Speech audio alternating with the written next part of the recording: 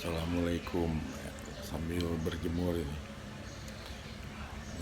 malam ini rame di medsos karena ada berita walaupun dari YouTube ataupun di kompas.com itu meninggalnya awak kapal Indonesia yang kerja di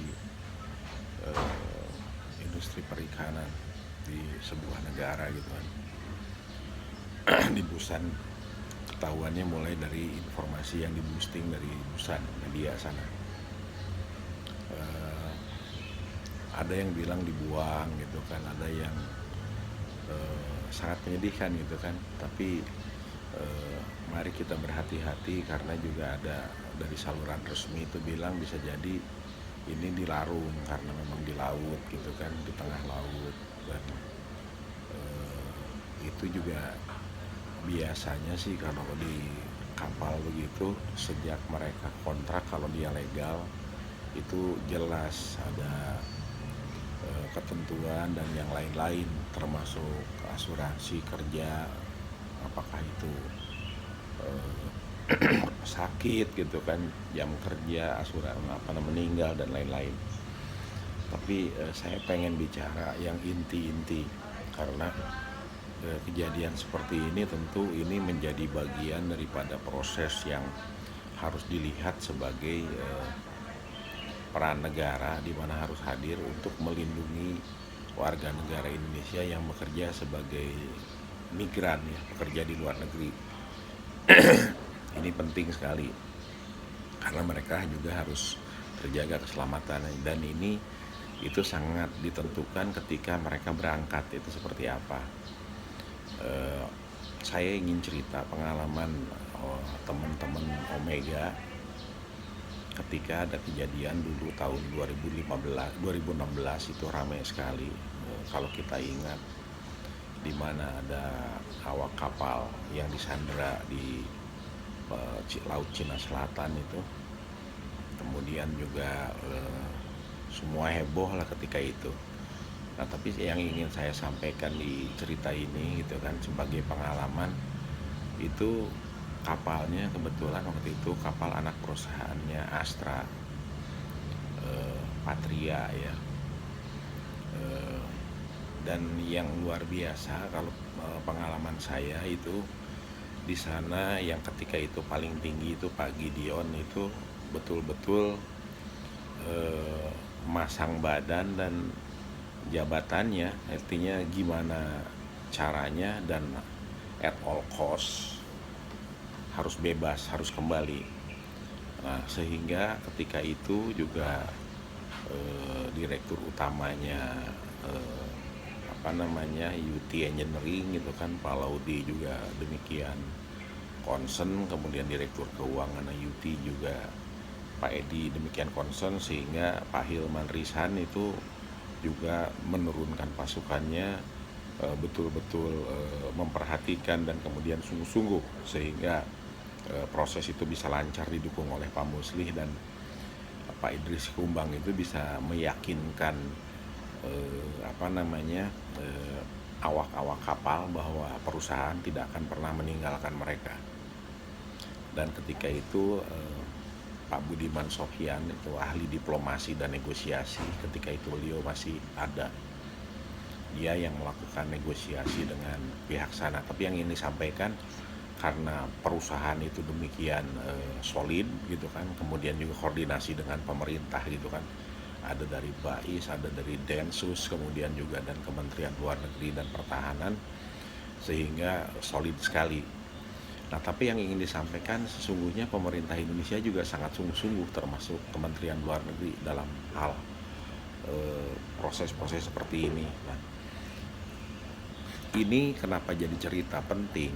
Karena ini kejadian terhadap warga Indonesia di luar negeri, tetapi perusahaannya legal, orangnya jelas, siapa di mananya jelas, keluarganya jelas, sehingga apapun itu koordinasinya rapih. Nah, termasuk ketika itu Pak Ria Mizar di Menteri Pertahanan sungguh sangat mendukung dan membantu. Beliau langsung telepon ke Menteri Pertahanan Malaysia dan Filipina menitipkan teman-teman yang berangkat gitu kan, sehingga di sana kalau perlu evakuasi dan lain-lain juga aman gitu, karena operasi seperti ini, pekerjaan seperti ini bukan hal yang sederhana dan mudah.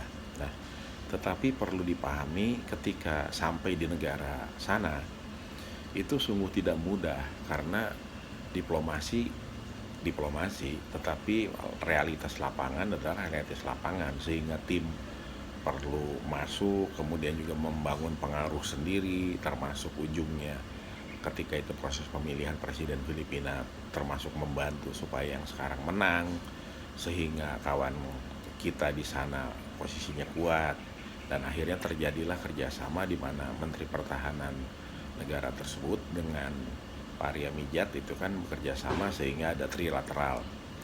Nah, itu semua terjadi bukan hal yang mudah. Di samping ada teman-teman di sini dari TNI juga yang ke sana gitu kan, yang memang punya jaringan juga bekerja gitu kan di sana, itu juga sungguh berat sesungguhnya gitu kan, sehingga ujung prosesnya adalah Pak Jokowi menyampaikan bahwa terima kasih kepada seluruh pihak. Tapi yang ajaib itu alhamdulillah memang uang semua kembali, artinya tidak pakai tebusan. Nah, ini penyelamatan. Nah, tetapi setelah ini contoh orang Indonesia kerja di luar negeri atau ke luar negeri bekerja dengan identitas yang jelas, perusahaan yang jelas, kemudian juga siapa yang bertanggung jawab dan bagaimana, serta lain-lainnya itu betul-betul jelas dan terukur.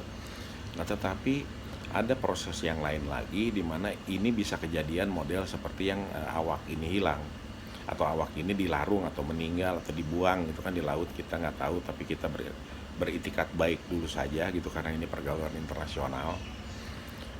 Kita anggap saja itu dilarung gitu kan, karena di laut itu dilepasnya begitu dengan tata caranya mereka gitu kan.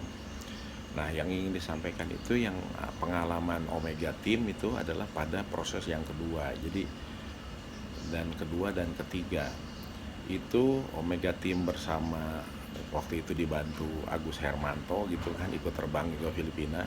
Kalau yang pertama itu operasinya paling cepat di seluruh dunia, bisa bebas dalam 1 bulan gitu kan, jumlahnya 10 orang, sangat kolosal. Itu berkat rahmat Allah lah kalau kita ingat pengalamannya, karena yang detil itu banyak sekali dan sangat mengerikan, tidak sesederhana ini gitu kan.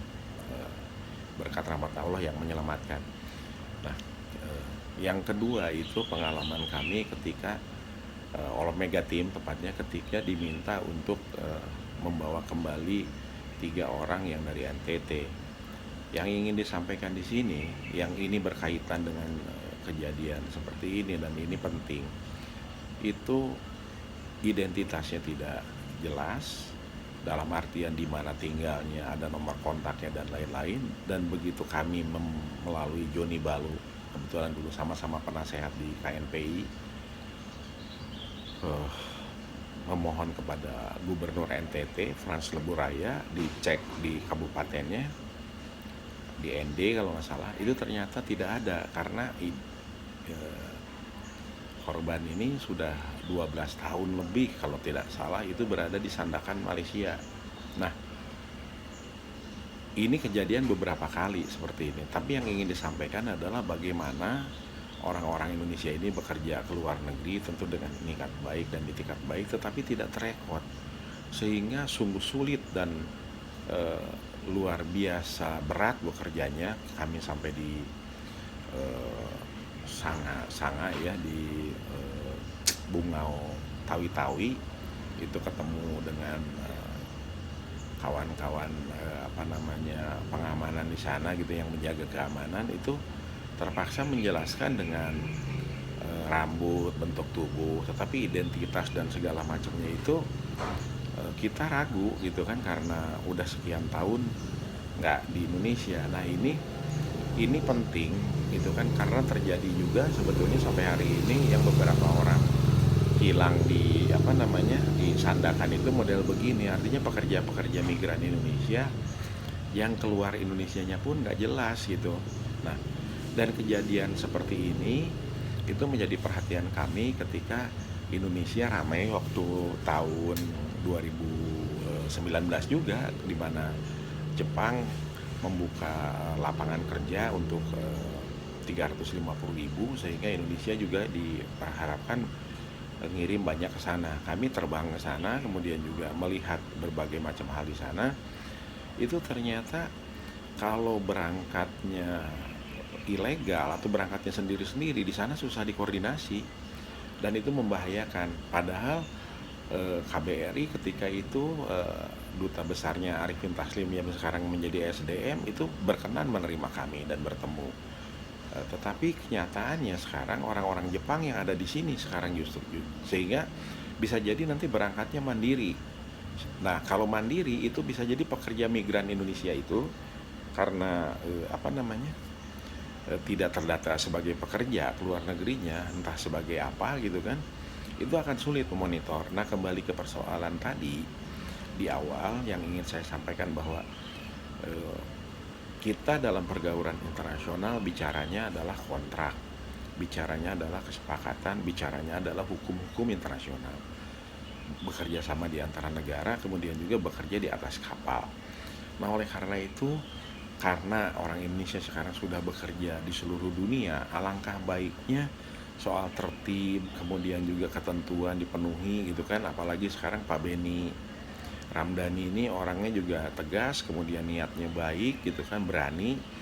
Nah, mudah-mudahan ini bisa terjadi. Artinya apa?